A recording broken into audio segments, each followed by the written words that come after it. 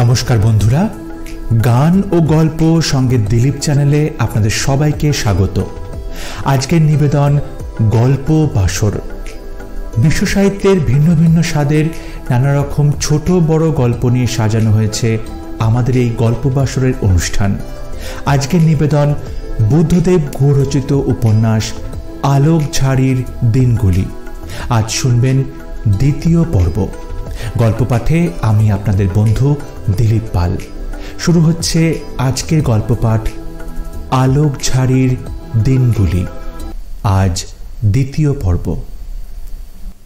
Manager বাবুর বাংলোর বারান্দার সাদা রং করা বেতের চেয়ারে বসে কাঁচের টেবিলের ওপরে রাখা সুন্দর দেখতে বম্বের পেডার পটারির টি পট থেকে ঢেলে চা দিচ্ছিল পুতনকে ম্যানেজার বাবুর মেয়ে রুচি। দার্জিলিংয়ের লোরেটো কলেজে পড়ে সে। কথায় কথায় কাঁধ ঝাঁকিয়ে ববকাট চুল উড়িয়ে ইংরেজি বলে। ঘোর লেগে যায় পুতনের। এ এক নতুন জগৎ। উল্টো দিকের চেয়ারে পুতন এবং রুচির কলকাতা থেকে আসা কাজিন রাজেন বসে আছে। কুমারগঞ্জ গ্রামের অতি সাধারণ অবস্থার ছেলে পুতন প্রথম প্রথম এমন পরিবেশে কুঁকড়েই থাকত। কি করবে কি বলবে বুঝে উঠতে পারত না। তার বাঙালত্ব নিয়ে বাগানের অনেকে তো বটেই, এবং খাস কলকাতার ঘটি মানুষ ম্যানেজার বাবুও বেশ একটা ঠাট্টা তামাশাও করতেন। বাগানের মালিক এখন আর বাঙালি নেই। মাত্র 3 মাস আগে এক মারোয়ারিকে দিয়েছেন আগের মালিক। সেই মারোয়ারি ব্যবসায়ীর ব্যবসাও কলকাতাতেই। আগের মালিক কলকাতার বাঙালি ছিলেন বলেই কুলি কামিনরা ছাড়া কলকাতার লোকই বেশি এই বাগানে। প্রথম প্রথম গেলুম খেলুম নুন লঙ্কা নুচি নেবু এই সব শুনে ভিড়মি খেত পুতন। কিন্তু বেশি দিন পতিত থাকার চরিত্র নিয়ে পুতন জন্মায়নি। কিছু মানুষ পাটিগণিতের বইয়ের তৈলাক্ত বাঁশে চড়া বাঁদরের মতো প্রচণ্ড অধ্যাবসায় নিয়েই জন্মায়। পুতন সেই উচ্চাকাঙ্ক্ষীদের শ্রেণীতে পড়ে। যেহেতু ম্যানেজার এবং বাগানের অধিকাংশ অফিসার কলকাতার লোক, পুতন অচিরে শুধু তার বাঙালত্বই যে বিসর্জন দিয়েছে তাই নয়, তাদের সঙ্গে সমানে করলুম খেলুম মলুম শুনলুমও করে যাচ্ছে। শেয়াল যেমন হালুম হুলুম ডাক ছাড়তে পেরে কখনো কখনো শ্লাঘা বোধ করে যে সে বাঘ হয়েছে, পুতনও তেমন খেলুম শুলুম নুন লঙ্কা নুচি বলে বলে তার অকারণের হীনমন্যতাকে গলা টিপে মেরে ফেলে খাস কলকাতার লোক হয়েছে ভাবতে লাগলো। এদিকে খাস কলকাতার লোকেরাও যে আজকাল হুম হুম ছেড়ে খেয়েছিলামে ফিরে আসছেন, গেসলুম থেকে গেছিলাম সেটা নকল করার মতো বিদ্যে বুদ্ধি পুতনের ছিল না। অনুকরণের বিদ্যে অনেক সহজ, অরিজিনালিটির শিক্ষা তা নয়।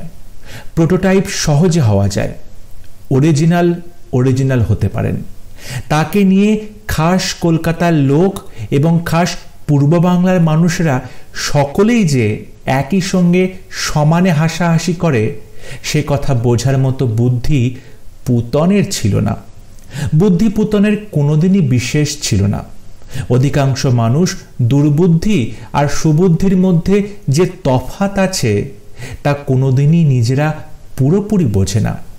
তাদের জাগতিক উন্নতির জন্যে যে কোনো ফলপ্রসূ বুদ্ধিকেই তারা সুবুদ্ধি বলে মনে করে।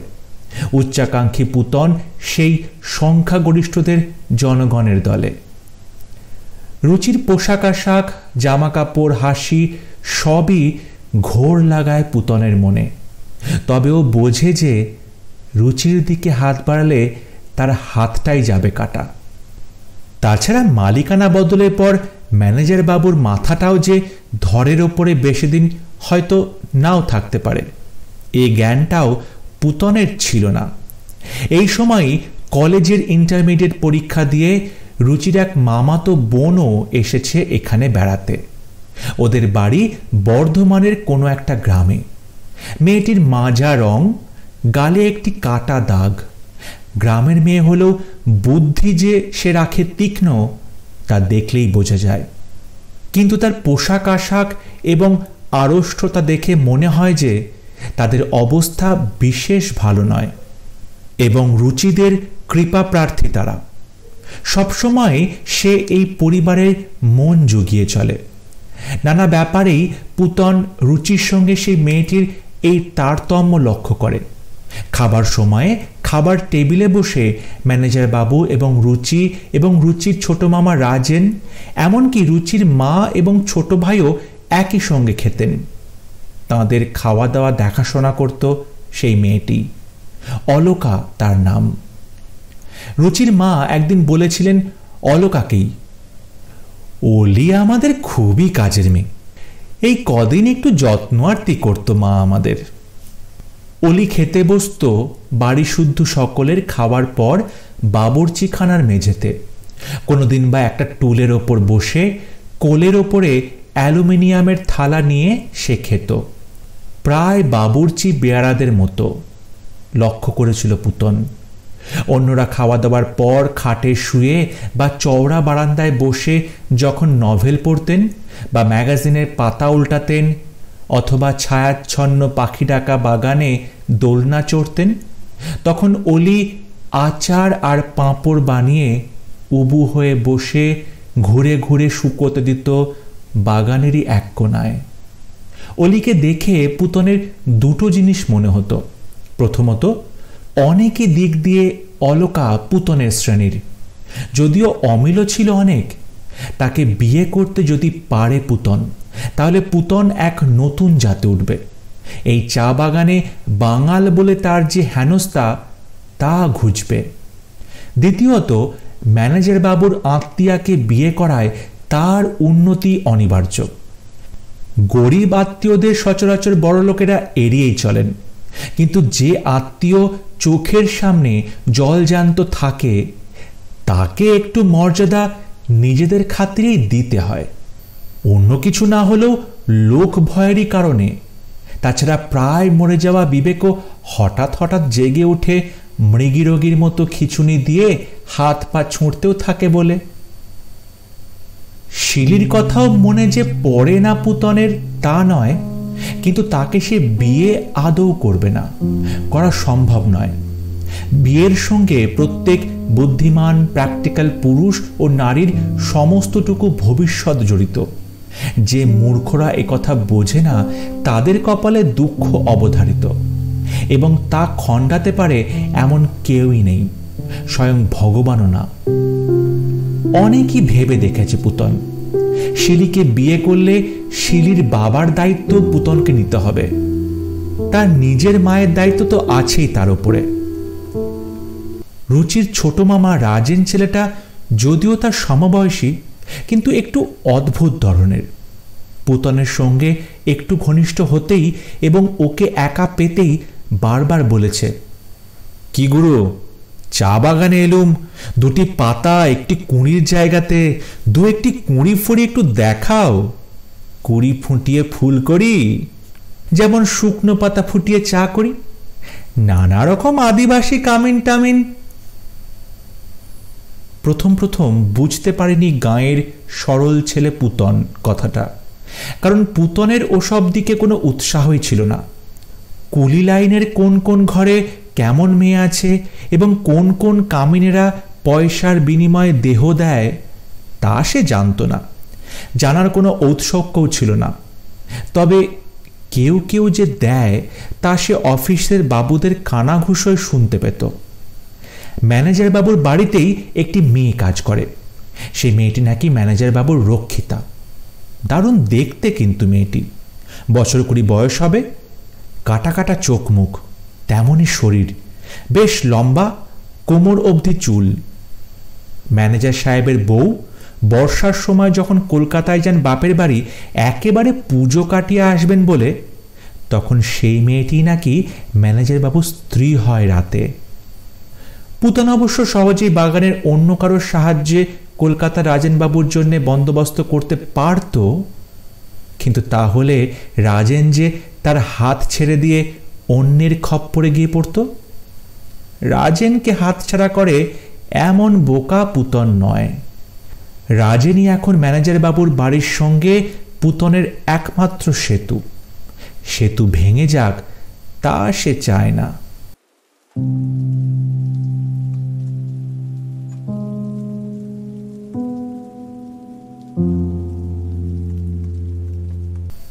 কি ভেবে পুতন হঠাৎ একদিন রাজেনকে আশ্বস্ত করে বলেই ফেলল যে আজকাল নানা রকম প্রবলেম বাগানে, পলিটিক্যাল পার্টি ফাটি আছে, তিলকে তাল করে এরা।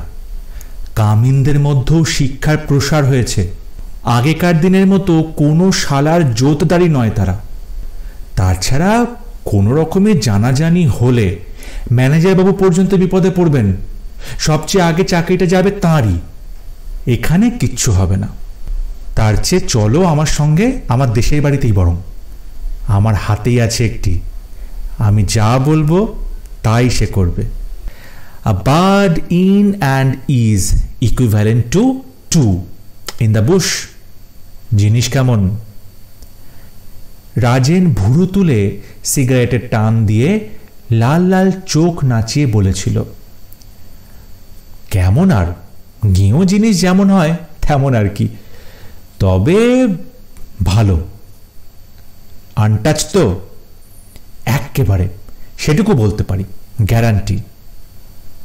গুরু, তুমি নিজেও কি দু একটি পাঁপড়ি ছেড়োনি? ছি, বলেছিল পুতন হঠাৎ বিবেকের কামড় খেয়ে। বিবেক হচ্ছে বিছের মতো জিনিস, কোথায় যে কোন চিপুতে লুকিয়ে থাকে আর কখন যে হঠাৎ বেরিয়ে পড়ে কামড় দেয় মানুষকে, তা যারা বিবেক অথবা বিছে এ দুয়ের একটি কেউ জানেন তারাই জানে। পুতনের দোকান গরম লাল হয়ে ঝাঁঝা করছিল। এ কথা ঠিক যে পুতন ছেলেটার সচ্ছল জীবনের প্রতি বড় লোভ, শিশুকাল থেকে। অর্থাভাবের জন্য বহু রকম কষ্ট ও অসম্মানকে সে জেনেছিল, তবু এখনো তেমন অন্যায় কিছু করেনি সেই লোভের বশবর্তী হয়ে। খারাপ হয়নি এখনো, জানে না কোনোদিনও খারাপ হবে কিনা। তবে খারাপ হতেও যে ভালো হওয়ার চেয়ে কম কষ্ট হয় না, এই খারাপ কথাটা রাজেনকে বলে ফেলেই ও বুঝতে পারল। বুঝল পুতন বিকমে ফার্স্ট ক্লাস পাওয়াটা যেমন কষ্টের, শিলিকে তার নিজের উন্নতির জন্যে রাজেনের ভোগে লাগাতে দেওয়াটাও তার চেয়েও অনেক বেশি কষ্টের। এই পৃথিবীতে বেঁচে থাকাটাই বড় কষ্টের, যে যেমন করেই বাঁচুক না কেন। পুতনের ছি শুনেই খুব জোরে হেসে উঠেছিল রাজেন। তারপর ডান হাতের 3 আঙুল দিয়ে ওর থুতনি নেড়ে দিয়ে বলেছিল, মান্তু। আমি ওসব লাইনেই নেই, পুতন বলেছিল রেগে। আবারও বলেছিল রাজেন, মান্তু। বলে আবারও পুতনের থুতনি নেড়ে দিয়েছিল জোরে, বলেছিল, নেকু পুষ্যমনু আমার। পুতন মোটেই দুশ্চরিত্র নয়, কখনোই কোনো মেয়ের সঙ্গে ও কিছু মাত্রই করেনি।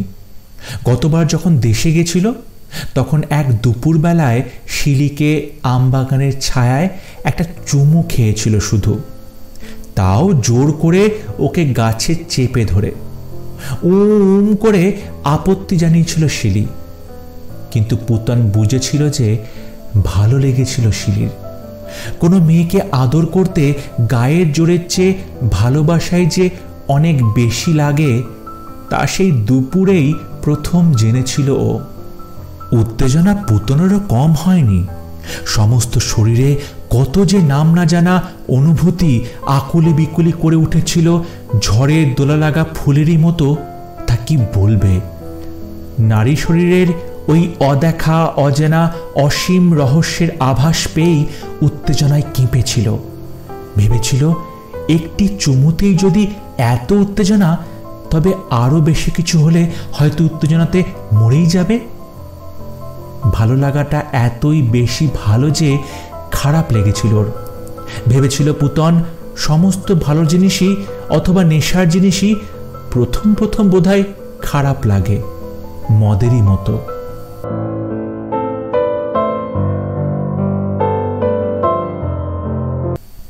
চাকরিতে উন্নতি করতে হলে একটু মদ টদ নাকি খেতেই হয়। ম্যানেজার বাবু নিজেই বলেছিলেন একদিন। বাগানের মালিক যদিও মারোয়ারি, তার শখের অভাব নেই। সব রকম সাহেবিয়ানাতেই তিনি পোক্ত হয়ে উঠেছেন। ইংরেজি উচ্চারণটা যদিও পুতনের চেয়েও খারাপ, তাতে কি এসে যায়? মালিকেরা খোদা সৃষ্ট অন্য গ্রহের জীব, তাদের কোনো গুনাহ নেই। তারা যাই করুক না কেন, বেহেশতের দরজা তাদের জন্য সব সময় খোলা। মালিকের কাজ করতে হলে, উন্নতি করতে হলে মালিকের গুকেও সুগন্ধি বলতে হয়। লোকে বলে ম্যানেজার বাবুর সঙ্গে মালিকের বন্দোবস্ত আছে। ম্যানেজার বাবুর বাংলোর ওই মেয়েটিকে ডিরেক্টরস বাংলোতে ডিউটিতে যেতে হয় মালিক এলেই। ব্যবসাদার মারোয়ারিরা শুধু কাজ আর টাকা পাগলা বলেই জানত এতদিন পুতন। এমন গুণী মারোয়ারির কথা সে আগে শোনেনি। আজকাল নাকি গুণীদের সংখ্যা বেড়েই যাচ্ছে, বিশেষ করে কম বয়সীদের মধ্যে। এ কথাও শুনতে পায় অনেকেরই কাছে। পুতন ঠিক করেছে শিলিকে ও তুলে দেবে রাজেনেরই হাতে। একদিনের জন্য বইতে নয়, তুলে দেবে হুলো বেড়ালের মতন কলকাতার রাজেনের মুখে। অনভিজ্ঞ, বিন্দুমাত্র সন্দেহহীন শিলিকে, কালো নরম কবুতরির মতো। কালো কবুতরিরও ভেতরের দিকে তো সাদা পালক থাকেই। নরম মসৃণ সেই সব পালক রাজেন ছিন্ন ভিন্ন করবে। এ কথা কল্পনা করেই পুতনের মনেই এক ধরনের তীব্র বিকৃত আনন্দ হচ্ছিল।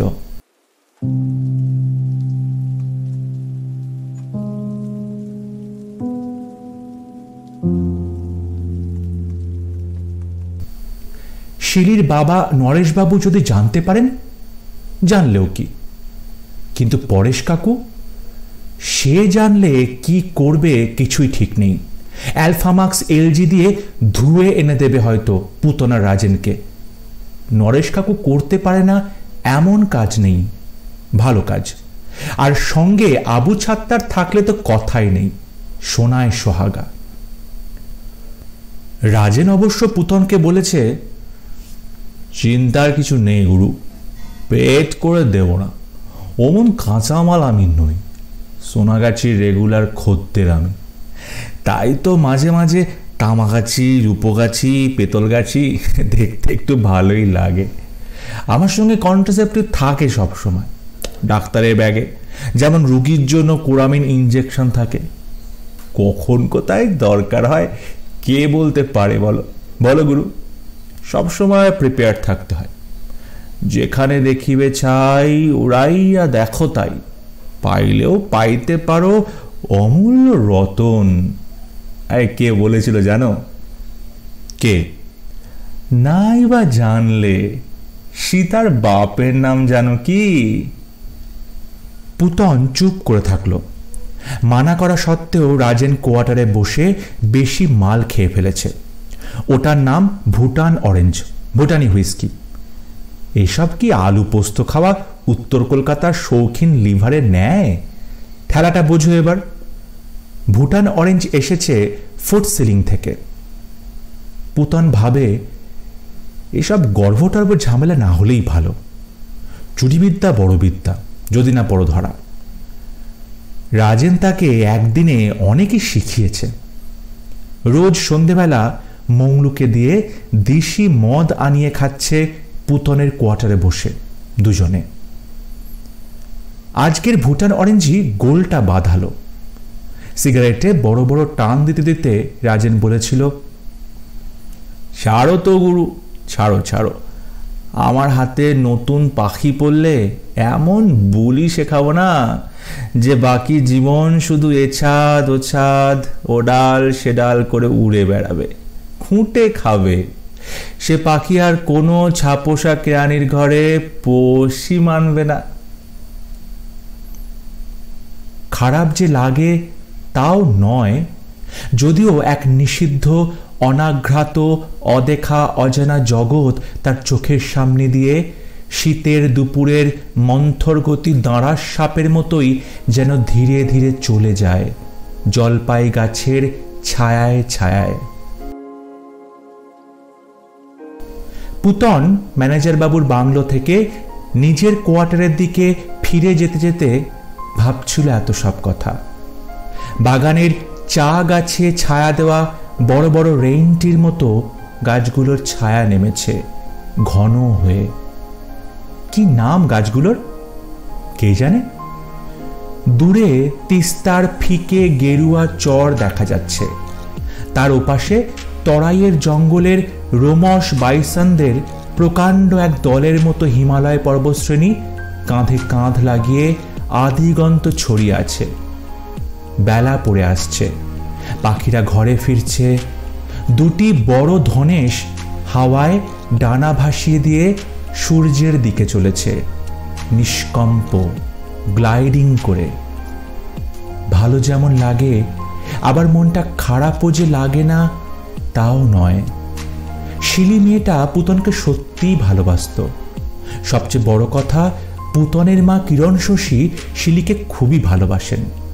মায়ের খুবই ইচ্ছে যে সে বিয়ে করে শিলিকে। কিন্তু মা কি জানেন মা? কতটুকু জানেন এই পৃথিবীর, এই ব্যবসার জগতের ক্রিয়াকাণ্ডর, উন্নতির সিঁড়ির কথা? তাছাড়া মা আর কতদিনই বা বাঁচবেন? অলকাকে বিয়ে করলে ম্যানেজার বাবুর আত্মীয় আসে, তাকে নিয়ে গিয়ে কুমারগঞ্জের ভাঙা বাড়িতে রাখা যে আদৌ যায় না, এই কথা মাকে সহজেই বোঝানো যাবে।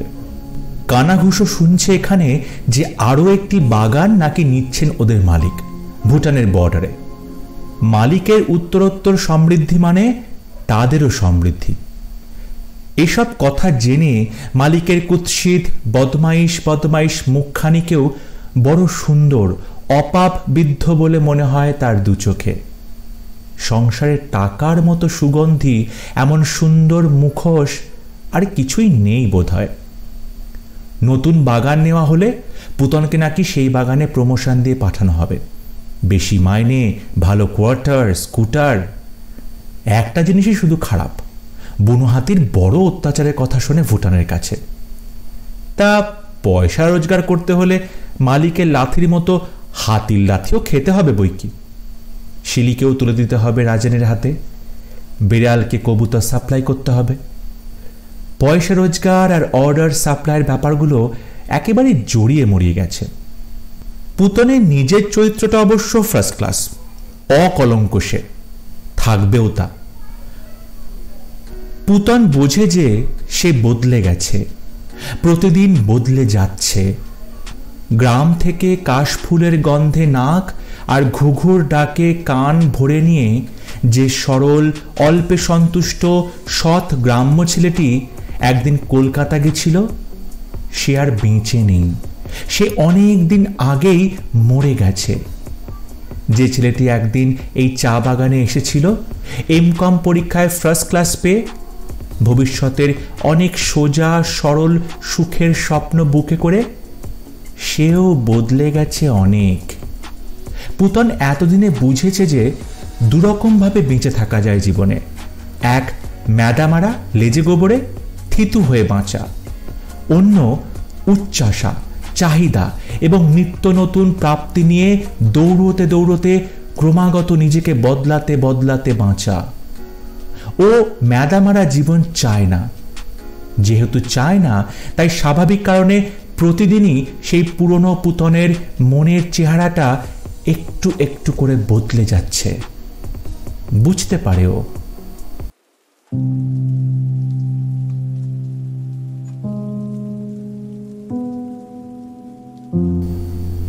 বাগানের কাজে একবার শিলিগুড়ি যেতে হয়েছিল ছুটি থেকে ফিরেই। North Bengal tractor and farm machinery থেকে তারা এবং আশেপাশের অনেক বাগানেই ম্যাসি ফার্গুসন ট্র্যাক্টর কিনেছিল। ট্র্যাক্টর রিপেয়ার করার জন্য শিলিগুড়ি থেকে মিস্ত্রি আনতে পাঠিয়েছিলেন ম্যানেজার বাবু। ট্র্যাক্টর কোম্পানি এবং নর্থ বেঙ্গল ইঞ্জিনিয়ারিং কোম্পানির মালিকের সঙ্গে সেভক রোডের কনস্ট্রাকশন নিয়ে ব্যস্ত থাকায় সকালে দেখাই হলো না। ওদের হিলকাট রোডের দোকান থেকে পুতনকে ওদের মোটাসোটা কর্মচারী রতনবাবু বললেন যে বিকেলে আসতে। সেই নেপালি ভদ্রলোকও ছিলেন না, থাপা না কি যেন নাম। জিপের ড্রাইভার ঘুঘা বলল, চলেন যাই পুতনবাবু, ধুলাবাড়ি থেকে ঘুরে আসি। ট্র্যাক্টর এখানেই আনন্দ লাগবো, যদি তাগো মেকানিক শ্বাস পর্যন্ত যাইতে না পারে। ধুলাবাড়ি সেখানে কি? অবাক হয়ে বলেছিল পুতন। আরে ধুলাবাড়ির নাম শোনেন নাই? আপনারে নিয়ে হত্যই চলে না। নেপালের বর্ডার, পৃথিবীর সব জিনিস পাইবেন এইখানে। একবার দেখা এলে একেবারে চক্ষু সার্থক। লাইফ কারে কয়, চলেন দেখাই আনুম আপনারে।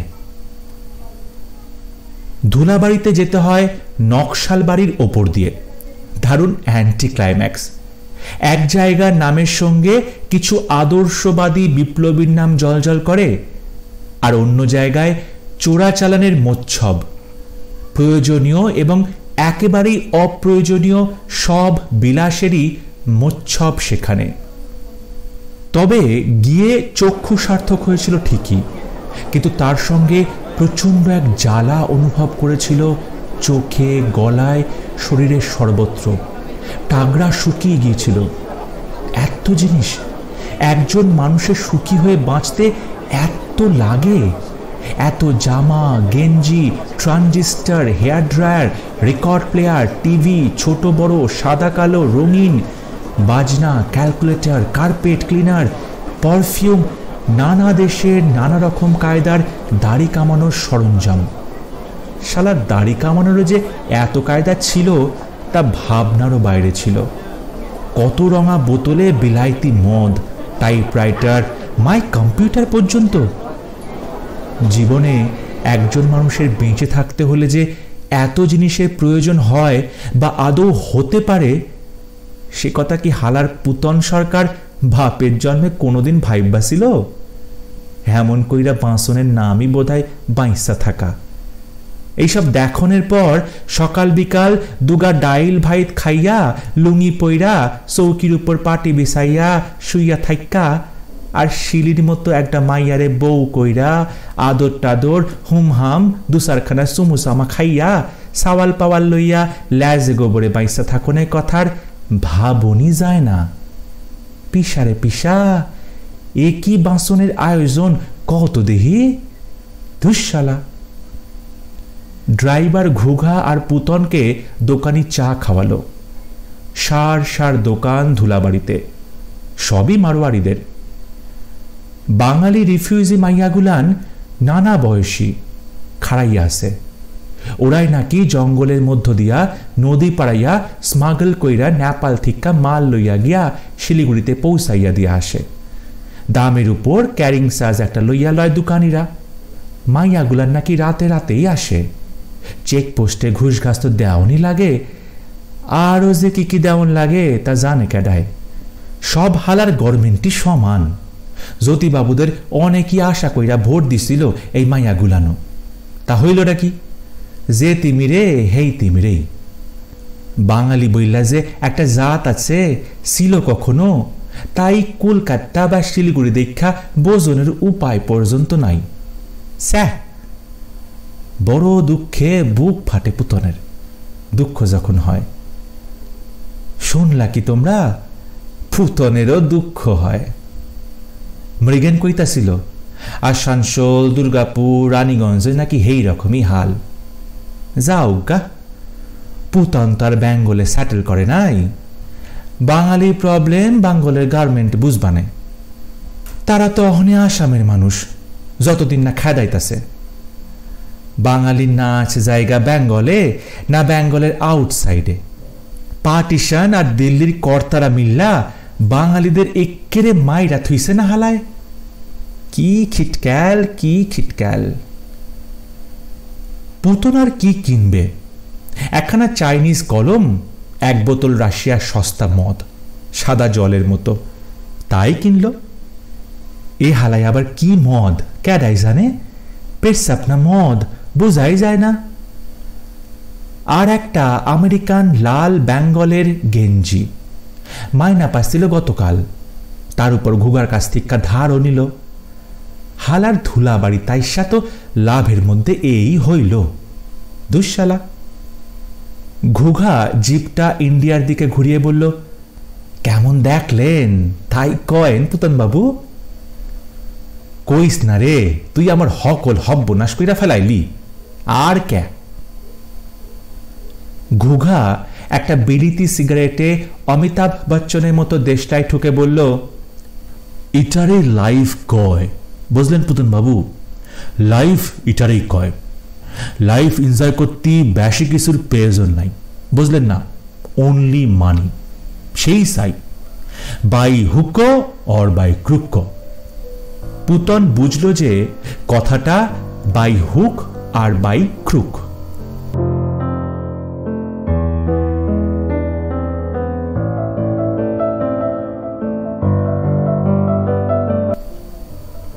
বাবার জ্বরটা দুপুরের দিকে কমেছে একটু। 3টে নাগাদ বাবা বললেন, পরেশ কি আইসে রে শিলি? না, অহনি কি, তার আইতে আইতে পরশু হইয়া যাইব গিয়া। পরশু? কইস কি তুই? গেছে কোন দিকে? কইয়া তো গেল জমদুয়ার, সে কি খানে হইব না পরশু? শিলি বলল, জমদুয়ার? হ। নরেশবাবু কিছুক্ষণ স্তব্ধ হয়ে রইলেন। কাল রাতে গভীর জ্বরের মধ্যে একটা অদ্ভুত স্বপ্ন দেখেছিলেন। তিনি জমের বাড়ি যাচ্ছেন। মস্ত একটা তোরণ, কোনো ফুল টুল দিয়ে সাজানো নয়, রঙিন কাগজ বা কাপড়ের টুকরো দিয়ে সাজানোও হয়নি তা। জায়গাটাও ন্যাড়া শুনশান, একটা গাছ পর্যন্ত নেই, নদী নেই, ফুল নেই, শিশু নেই কোনো সেই দেশে। সেই মস্ত তোরণটা করা হয়েছে বাজে পোড়া একটা মস্ত শিমুল গাছ দিয়ে। সেই তোরণের কাছে কোনো পাহারাও নেই। ভেতরে একই রকম দেখতে, একই ডিজাইনের সার সার একতলা কালো রঙা বাড়ি আছে। তাদের দরজা জানলা ছাই রঙা এবং প্রতিটি দরজা জানলা হাট করে খোলা। শোঁ শোঁ করে হাওয়া বইছে বাড়িগুলোর মধ্য দিয়ে সমুদ্র পাড়ের মতন, অথচ দরজা জানলাগুলোতে একটুও শব্দ উঠছে না। উঠছে না তা নয়, উঠছে মাঝে মাঝে, রোগীর শেষ নিঃশ্বাসের মতন।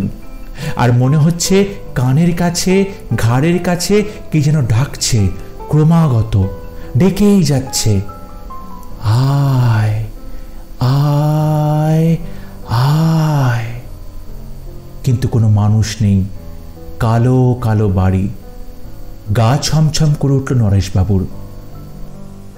স্বগতোক্তির মতো আবারও শিলিকে বললেন, জমদুয়ার? সে তো মেলায় দূর রে। কি রে শিলি? হ, দূরই তো, তবে ঠিক কতখানি দূর তা আমি জানব কেমনে? মাইয়ারা তো আর শিকারে যায় না। তা ঠিক কইসস, কিন্তু মহারানী, রাজকুমারী, ম্যামেরা যায়। নরেশবাবু বললেন। অনেকই পুরনো কথা মনে পড়ে নরেশবাবুর। দমকে দমকে বমির মতন অনেক পুরনো কথা বাইরে আসতে লাগলো। কত রঙা সব জিনিস তার সঙ্গে।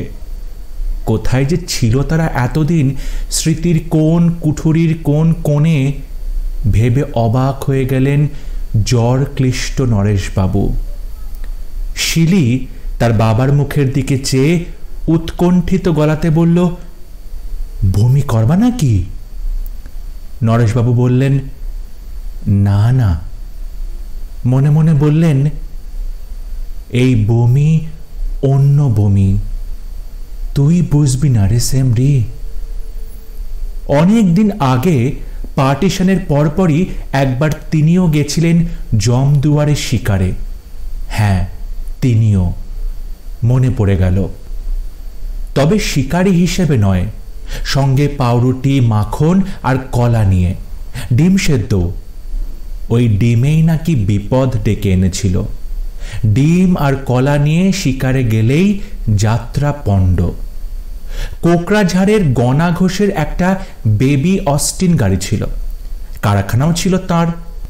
বলিষ্ঠ দীর্ঘদেহী ধবধবে ফর্সা সাহেবের মতন মানুষ, নীলরঙা লুঙ্গি পরে লাল হাফ হাতা শার্ট গায়ে দিয়ে একটা মোড়ায় বসে কারখানার তদারকি করতেন।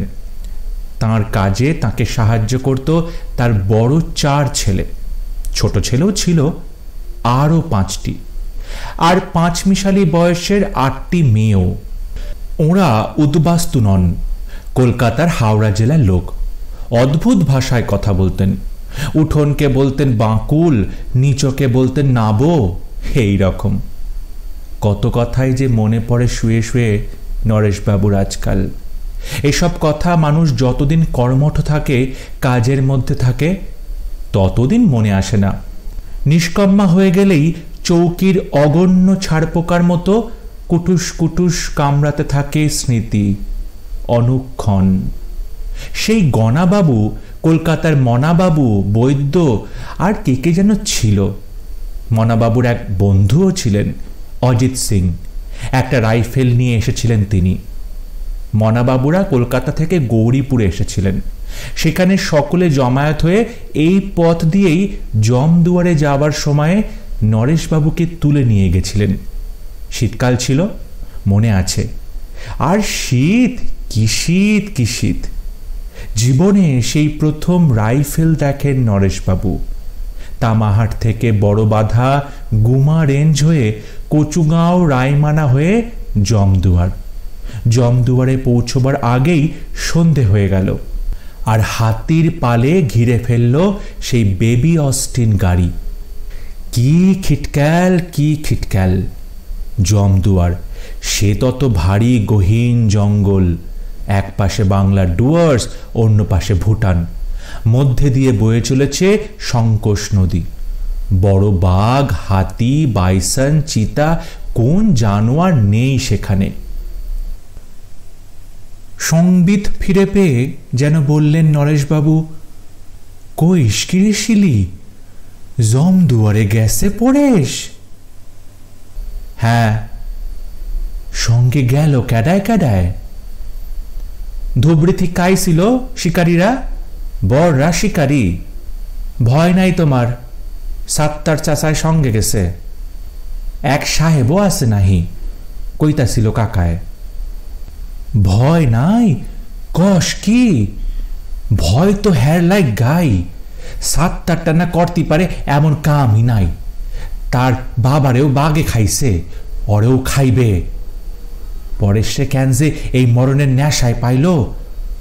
কত নেশাই তো মানুষে করে, কিন্তু এ কি গরিব গো নেশা?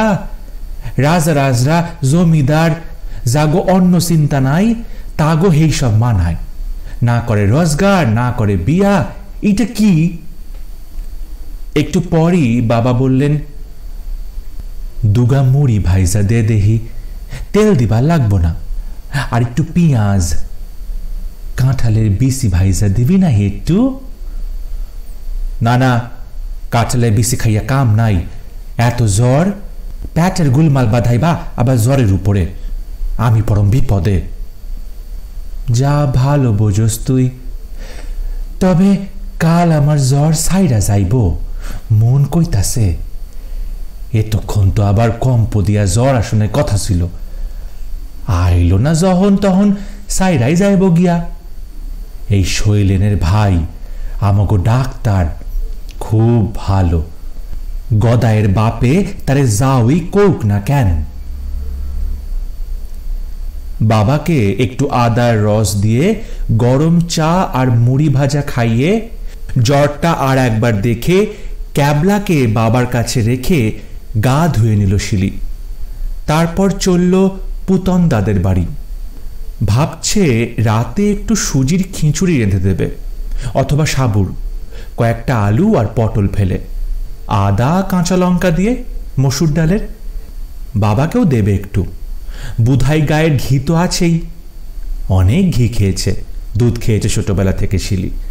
কিন্তু বুধাইয়ের দুধের যেমন গন্ধ তেমনি ঘিয়ের। এমন লক্ষ্মী আর মিষ্টি গাই কখনো দেখেনি, তেমন মিষ্টি হয়েছে বাছুরটা। পুঁচকি, নামটা দিয়েছে শিলি। পুতনদাদের বাড়ি বড় রাস্তা দিয়ে গেল না, সেনদের বাড়ির পাশ দিয়ে আলোকঝাড়ি পাহাড়ের দিকে মুখ করা পথটা ধরল ও। এই শেষ বিকেলের এই সময়টা বড় প্রিয় সময় শিলির। পৃথিবী কেমন যেন নরম বিবাগী হয়ে যায় এই সময়টাতে। দিনের অন্য সময়ে যা কিছুই সে নামঞ্জুর করে গড়রাজি নারীর মতো, এই সময়ে সেই সব আর্জিও সহজে মঞ্জুর করে দেয়। মইজুদ্দিন চাচার সন্ধ্যার নামাজের মতো এক বিষণ্ণ সুর বাজে এই শেষ বিকেলের আলোয়। সজনে গাছের ফিনফিনে পাতাদের গায়ে শিহর তুলে উড়ে যায় দুর্গা টুনটুনি।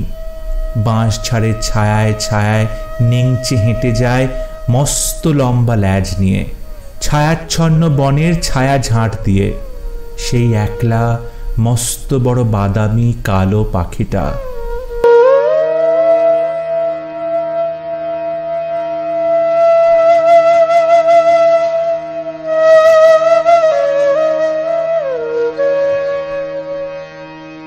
পরেশ কাকু একদিন বলেছিল এর ইংরেজি নাম ক্রো ফ্রেজেন্ট।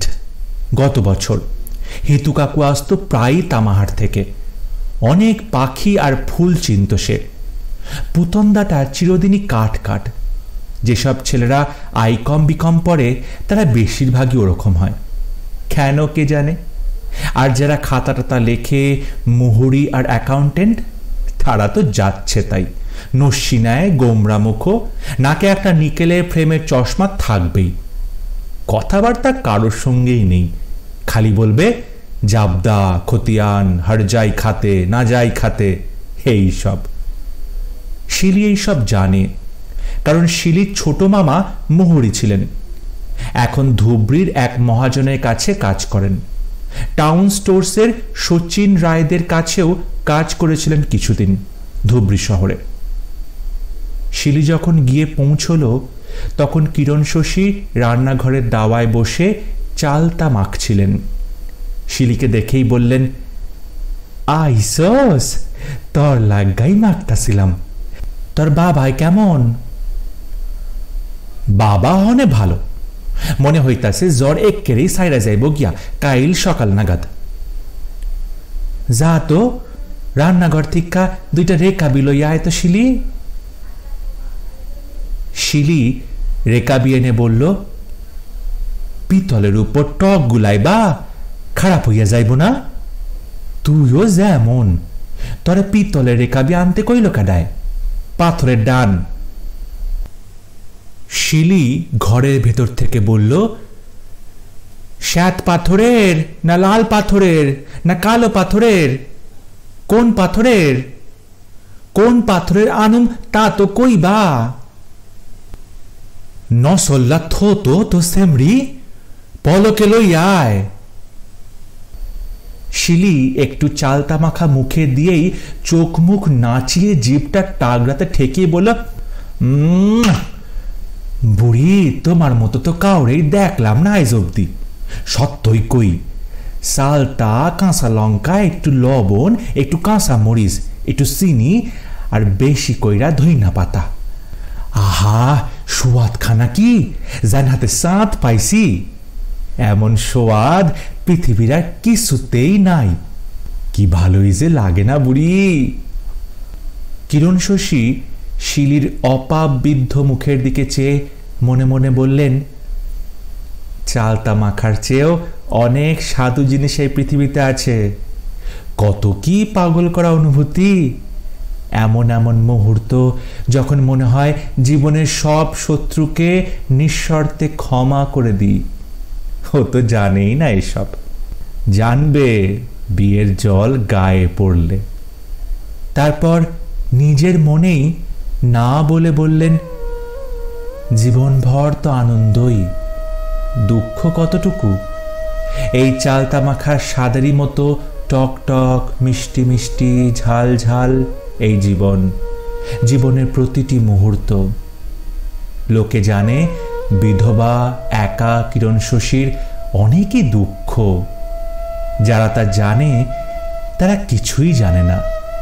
সুখ তাঁর চারধারেই ছড়ানো আছে, ঝরা পাতার মতো, মিষ্টি ধুলোর মতো, বাড়ি ফেরা গায়ের মিষ্টি গন্ধের মতো সুখ ভেসে বেড়াচ্ছে চারপাশে। শুধু তাকে চিনে নেওয়া চাই, মুহূর্তগুলোকে শুধু হারিয়ে যেতে দিতে নেই। এসব গভীর কথা শিলি কি করে বুঝবে? ও তো ধুলোর মধ্যে ঘর বানানোর খেলায় মেতে থাকা চঞ্চল ছটফটে দুরন্ত চড়াই। যে ঘর বানায়নি, ঘরে থাকেনি কখনো, সেই মেয়ে কল্পনার ধুলোয় ঘর বানিয়ে এমন ছটফট করে। ধুলা বাড়ি, বাড়ি নয়। বেচারি জানবেই বা কি করে? এক একটি করে বছর হারিয়ে, শৈশব, কৈশোর, যৌবন, প্রৌঢ়ত্ব পেরিয়ে পায়ে পায়ে হেঁটে এসে বার্ধক্যে পৌঁছে জীবনের পেছনে জীবনের ফেলে আসা পথের ধুলোয় মানুষ যা কিছুই ছড়িয়ে ছিটিয়ে আসে, হারিয়ে আসে, নিয়েও আসে, তার নামই তো জীবন। অভিজ্ঞতার আর এক নামই জীবন। যা বয়স হারিয়ে পাওয়া যায়, তা কি বয়স না হারিয়ে কখনোই পাওয়া যায়?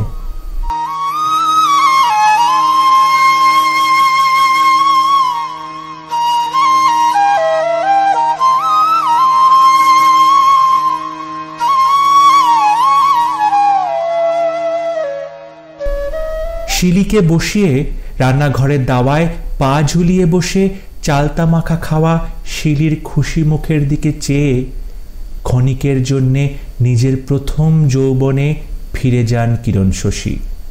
শিলির বয়সে তাঁর ফোকলা মুখে হাসি ফুটে ওঠে।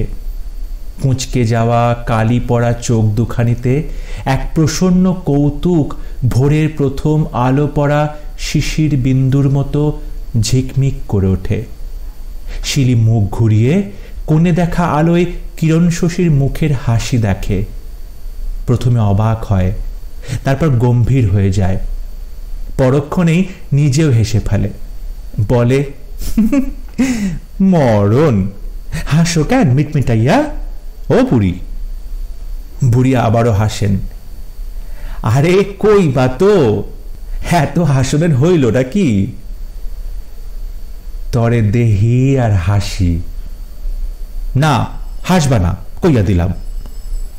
কেন, হাসির উপরও ট্যাক্সও চাপছে নাকি? তারপর দুজনেই আবার হেসে ওঠে। হাসতে হাসতে শিলির আঁচল লুটিয়ে পড়ে বারান্দার দাওয়ায়। এমন করে আগল খুলে নিভৃতে দুজন নারী শুধু হাসতে পারেন। উঠোনের কোণা অবধি এগিয়ে আসা একটা কাঠবিড়ালি হাসির শব্দে ভয় পেয়ে তরতরিয়ে সুপুরি গাছের ওপরে উঠে যায়। গাছের অনেকখানি ওপরে উঠে ল্যাজ তুলে তুলে শিহরণ ভরে ডাকে। আর ঠিক সেই সময়ই গৌরীপুর থেকে আসা বিকেলের বাসটা তামাহাটের দিকে চলে যায় হর্ন বাজিয়ে। সন্ধে হলো। পুতন দাদাদের বাড়ির মতিগায় ডাকে গোয়ালঘর থেকে। লিচু গাছের ডাল ছেড়ে বাদুড়েরা পা আলগা করে ভেসে যায়। অন্ধকারে মিশে যায় তাদের ডানার সপ সপ সপ সপ শব্দ। রমজান মিয়ার ছোট ছাবালটা সারাদিন শুকিয়ে যাওয়া চৈত্রের পুকুরে পোলো দিয়ে দিয়ে কই শিঙি মাছ ধরে। দিন শেষে আব্বাস উদ্দিনের গান গাইতে গাইতে পুতনদের বাড়ির দিকে আসতে থাকে। গলা ছেড়ে গান গায় সে।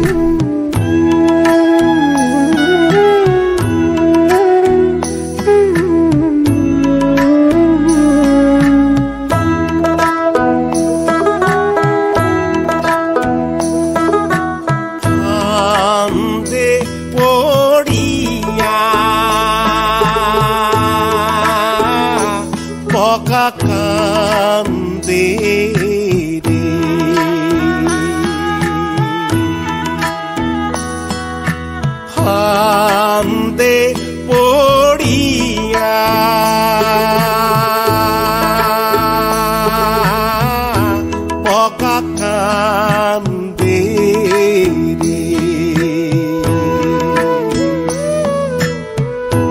ফান বসাইছে ফান্দিরে ভাই পুটি মাছ দিয়া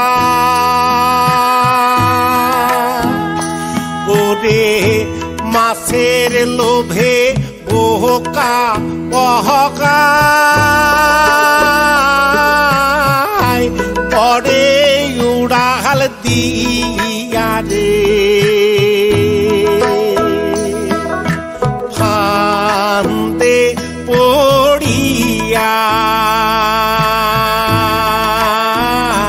বকা কান্দে রে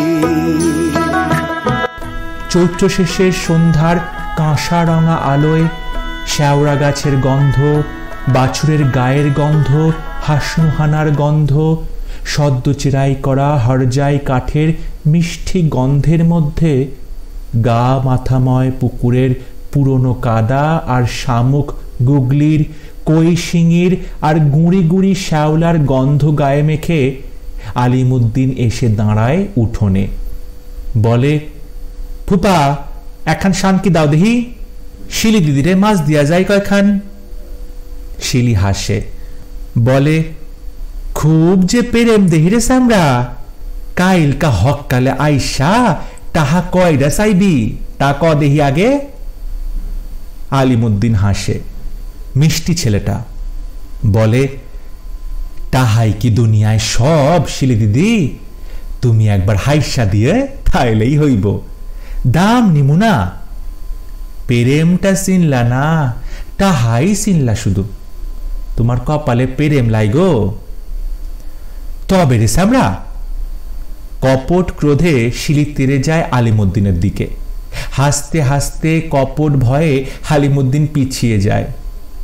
মাছ ঢেলে দিতে দিতে বলে, দাম নিমু না, হত্যই কইতাছি শিলি দিদি, একদিন আই মনে পুতন দাইলে পরে গান শুনাইও দিদি একখান, পূর্ণিমার রাতে বারান্দায় বৈশা। আহা, গান তো গাও না তুমি, মনে হয় গঙ্গাধারে পূর্ণিমা রাইতে পাল তুইল্লা নৌকা ভাসাইয়া যাইতেছে গিয়া, পরাণের মধ্যেটা কেমন কেমন করে যান। শিলি আর কিরণ শশী বলেন, যাত্রায় পাঠ করস কেন না তুই, গান তুইও তো খারাপ গাস না রে শ্যামরা। আলিমুদ্দিন হাসে, বলে, মুখ নেয় কেডায় তাই কও। আলিমুদ্দিন তোমাদের গান শোনাইতে পারলেই সুখী, আর কিছু লোভ নাই। তারপরে বলে, গান তো গায় ফুফা সব পাখিতেই, কোকিল কি সবাই হইতে পারে কও দেহি। আমাগো শিলি দিদি হইতাছে কুমারগঞ্জের কোকিল। হইছে ফাইজলামি রাখা, অহন বাড়ি যাইয়া ধোয়া পাকলা কইরা সান কইরা ফেলা, রাত হইয়া গেল। এতক্ষণ কি মাছ ধরতেছিলিস তুই? হ, হুদাই মাছ। একবার পোলো ফেলাই, পোলোর মধ্যে হাত আটরে ফেরাই, আর কত কি ভাবি ভাবি আমার বেহেশত আর দোজখ দুই আছে এই পোলোর মধ্যেই, কোনটারে ফেলাই আর কোনটারে উঠাই। বাস এই কর্তা কর্তাই দিল এক বেটা সাপে কামড় দিয়া। সাপ! শিলি চমকে উঠল। তারপর কিরণ শশী বললেন, কি সাপ? শিলি উৎকণ্ঠিত হয়ে শুধল। কিরণ শশী আবার বললেন, তারপর? তারপর আর কি, দোজখে যে হাত দিছি বোঝাই গেল তা। বলেই ফুলে যাওয়া হাতটা তুলে দেখিয়ে বলল, তেমন সাপ হইলে তো কামই সারত যাইত গিয়া এতক্ষণে। তারপর স্বগতোক্তির মতন বলল, জল ঢোড়াই হইব। বলেই বলল, মাছগুলান লইয়া লাও ফুফা, জামু এবার, কাদায় সিরবি করতাছে গা। সাবধানে যাইস নে ভাইডি, বাঁশ বাগানের তলায়ও একজোড়া গোখরার বাসা আছে, জানোস তো? জানি জানি, বুকের মধ্যে কত গোখরা সবল খাই, ও গোখরারে আমি ডরাই না, বুকের মধ্যে সবল, হেইডা আবার কি? শিলি বলল অবাক হয়ে। কেন, তোমার হাসি? আলিমুদ্দিন বলল। এইবার আমি তোরে মারুম, পালা, যাইবি কিনা কতই? যাইতাছি, এই পলাইলাম। বলেই আলিমুদ্দিন আধো অন্ধকারে কাদা মাখা একটি মস্ত ভোঁদরের মতো দু পায়ে থপ থপ করে চলে গেল। শিলি গলা তুলে বলল, যাওন নাই রে, আসিস আলম ভাই আবার। আসুন, গলা তুলে বলল আলিমুদ্দিন দূর থেকে। তার গলার আওয়াজকে লটকা গাছে ঝুপড়ির পাতাগুলো অন্ধকারে কপাত করে গিলে ফেলল। ওদের চালটা খাওয়া হয়ে গেছে। হন্দলের মা এতক্ষণ হ্যারিকেন আর রান্নাঘরের লক্ষ্য পরিষ্কার করছিল। সব ঘরের বারান্দায় ছাই দিয়ে কাচ মেজে ঝকঝক করে হ্যারিকেন রেখে গেল। শিলি বলল, গাছের ছায়া ঘেরা মিটমিটে আলোতে ঘন হয়ে ওঠা উঠোন ভর্তি অন্ধকারে লজ্জা লজ্জা গলায়, পুতন্দার সিটি কি আইছে বুড়ি? না।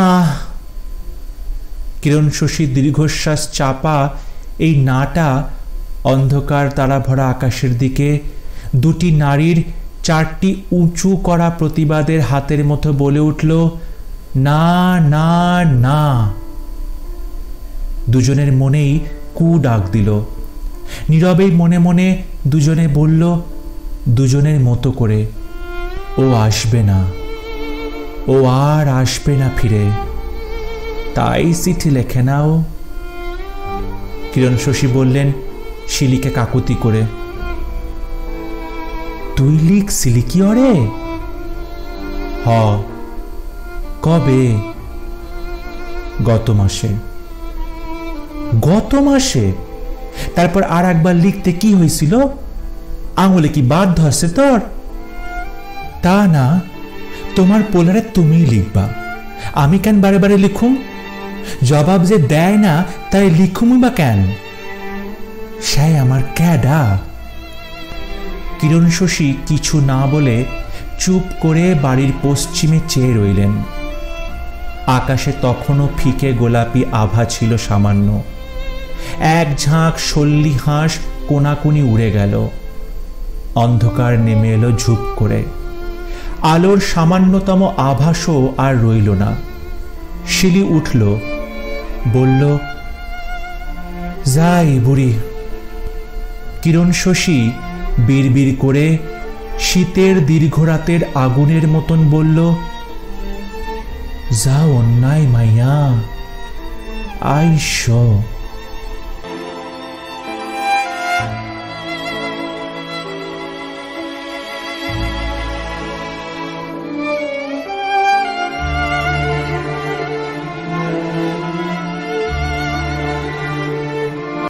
এই সঙ্গে শেষ হলো আজকের গল্প বাসরের গল্প পাঠ। শুনছিলেন বুদ্ধদেব গুরচিত উপন্যাস আলোক ছাড়ির দিনগুলি দ্বিতীয় পর্ব। অনুষ্ঠান এবং গল্প পাঠ কেমন লাগলো অবশ্যই জানাবেন। আপনাদের সুচিন্তিত মতামত একান্ত কাম্য। উপন্যাসের পরবর্তী অংশ নিয়ে খুব শীঘ্র দেখা হবে। শুনতে থাকুন, সঙ্গে থাকুন গান ও গল্প সঙ্গে দিলীপ। সবাই ভালো থাকবেন, সুস্থ থাকবেন। ধন্যবাদ।